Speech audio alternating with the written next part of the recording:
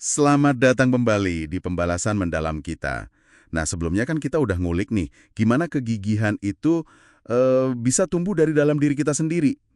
Kali ini kita geser fokusnya dikit ya ke bagian 3 dari materi Anda. Menumbuhkan kegigihan dari luar ke dalam. Gimana sih pengaruh orang tua, guru, pelatih, bahkan budaya di sekitar kita? Siap ya kita bedah bareng?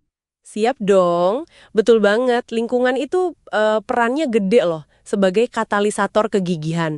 Jadi dukungan sama tuntutan dari luar itu bisa jadi pendorong yang kuat banget.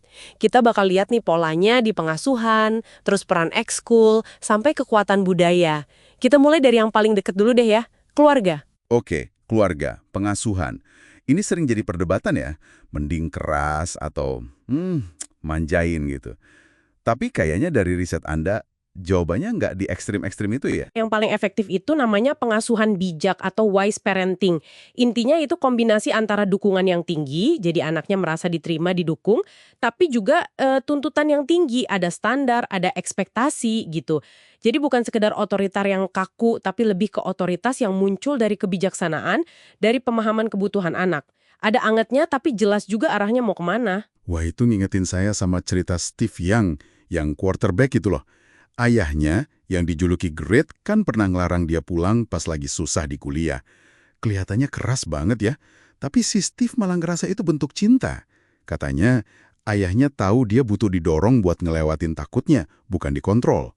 Jadi kuncinya itu si anak merasa keputusan tetap di tangan dia, dan orang tua itu bertindak demi kepentingan anak, bukan ego orang tua. Gitu kan ya? Iya, menarik banget itu gimana perspektif si anak jadi penting. Mirip juga sama kasusnya Francesca Martinez, komedian Inggris itu. Orang tuanya suportif banget soal mimpinya, tapi di saat yang sama juga tegas soal disiplin, soal kerja keras. Pesannya ya itu tadi, dukungan penuh itu bukan berarti nggak ada standar. Justru keduanya bisa, dan ya sebaiknya jalan bareng. Terus ada satu lagi nih yang penting. Orang tua yang gigih tuh ya otomatis jadi panutan yang kuat. Anak itu nggak cuma niru luarnya aja, imitate gitu, tapi mereka sampai emulate, mengemulasi. Artinya mereka kagum, terus nilai-nilai orang tuanya itu meresap ke dalam diri, diinternalisasi. Apalagi kalau mereka merasa dicintai, dihormati, dan dituntut secara bijak. Rasa kagum itu kuncinya.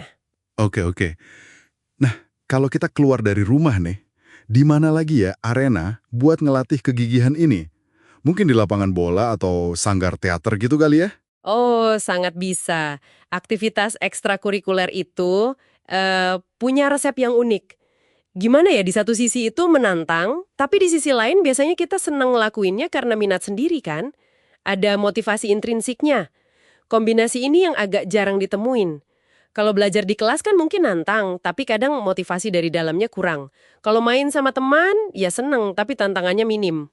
Ah, iya ya. Saya jadi ingat studi follow through Willingham yang ada di catatan Anda. Ternyata, bukan cuma ikut-ikutan ekskulnya aja ya, tapi kalau kita komit jangka panjang, misalnya setahun, 2 tahun di satu atau dua aktivitas, terus nunjukin kemajuan, kayak jadi ketua OSIS atau kapten tim, itu malah jadi prediktor sukses yang kuat banget loh di masa depan. Bahkan katanya lebih kuat dari nilai tes standar. Ini nunjukin kalau konsistensi ngejalaninya itu yang penting ya. Itu yang ngebentuk kegigihan buat hal lain nanti. Persis. Ini kayak prinsip korespondensi gitu. Aktivitasnya butuh kegigihan, tapi sekaligus ngebangun kegigihan itu sendiri. Dua arah jadinya. Ada istilahnya dari Robert Eisenberger, learned industriousness. Kayak ketekunan yang dipelajari gitu. Jadi kalau kita udah biasa kerja keras buat dapetin hasil, otak kita jadi kayak terlatih buat nggak gampang nyerah pas ketemu tugas susah lainnya. Karena udah punya bukti, oh usaha itu ada gunanya.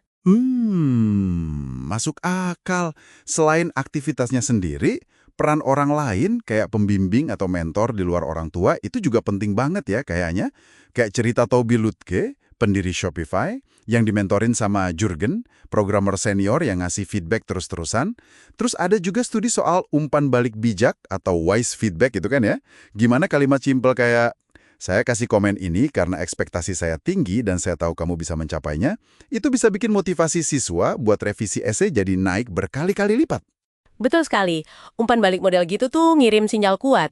Saya percaya kamu bisa, dan saya mau kamu jadi lebih baik. Bukan sekedar kritik, ini langsung nyentuh motivasi buat berkembang. Oke. Nah, dari hubungan personal kayak mentor, kita coba lihat yang lebih luas lagi yuk. Budaya. Pernah dengar gak sih kata-kata sosiolog dan Chamblis? Katanya cara paling gampang jadi hebat itu ya gabung aja sama tim yang udah hebat. Kekuatan lingkungan sosial tuh, wah nyata banget ya. Iya bener, tapi ini lebih dalam loh dari sekedar ikut-ikutan sesaat atau konformitas jangka pendek. Budaya itu bisa ngebentuk identitas kita dalam jangka panjang. Nilai-nilai kelompok yang kita anut pelan-pelan jadi bagian dari diri kita sendiri. Contoh paling kuat mungkin konsep sisu di Finlandia ya. Keyakinan pada kekuatan internal buat bertahan dalam kesulitan. Itu udah kayak bagian dari identitas nasional mereka. Ini nunjukin betapa kuatnya kalau kita bisa mengadopsi cara berpikir, saya ini orang yang gigih sebagai bagian dari siapa diri kita. Dan ternyata budaya gigih ini bisa diciptain secara sengaja ya di tim atau organisasi. Contohnya Pete Carroll di tim football Seattle Seahawks itu kan. Dia sengaja ngebangun budaya kompetisi dan resiliensi. Mereka nyari pemain yang punya karakter grit, pakai bahasa-bahasa khusus, bikin momen kompetitif terus pas latihan, dan selalu nekanin pentingnya tekun sama hasrat. Benar sekali, banyak contohnya. Enson Dorrance, pelatih sepak bola wanita legendaris di UNC, dia pakai nilai-nilai inti, core values, sama kutipan-kutipan yang pemainnya harus hafal buat nanemin budaya gigih. Atau Jamie Dimon di JP Morgan Chase, dia nekenin soal fortitude atau ketabahan dan pentingnya belajar dari kesalahan. Bahkan di tempat kayak West Point, di bawah Legend Caslen, fokusnya digeser jadi respect dan dukungan antar kadet buat mencapai standar tinggi, bukan cuma bentak-bentakan keras. Intinya, lingkungan yang hebat itu secara aktif ngebentuk ekspektasi dan perilaku gigih dari anggotanya. Ada sistemnya gitu. Wah, jelas banget ya sekarang. Kalau lingkungan itu punya andil yang gede banget. Kegigihan itu bukan cuma soal apa yang ada di dalam diri kita doang, tapi juga dipengaruhi banget sama siapa dan apa yang ada di sekitar kita. Mulai dari keluarga yang ya bijak tadi, terus aktivitas yang menantang tapi kita suka, sampai budaya kelompok yang dukung tapi juga nuntut kita buat maju. Nah, ini mungkin bisa jadi bahan renungan nih buat Anda yang dengerin. Coba deh lihat lingkungan Anda sekarang. Lingkungan macam apa sih yang lagi ngebentuk Anda? Apakah lingkungan itu udah cukup mendorong kegigihan Anda? Dan yang lebih penting lagi mungkin, gimana caranya Anda bisa secara sadar, milih, atau bahkan ikut menciptakan lingkungan, entah itu di keluarga, tim kerja, atau komunitas yang bisa bantu numbuhin kegigihan. Nggak cuma buat diri sendiri, tapi juga buat orang lain di sekitar Anda. Itu dia pembahasan mendalam kita kali ini, fokus ke gimana faktor luar bisa ikut ngebentuk kegigihan. Seru banget ya pembahasannya. Sampai ketemu lagi di eksplorasi kita berikutnya.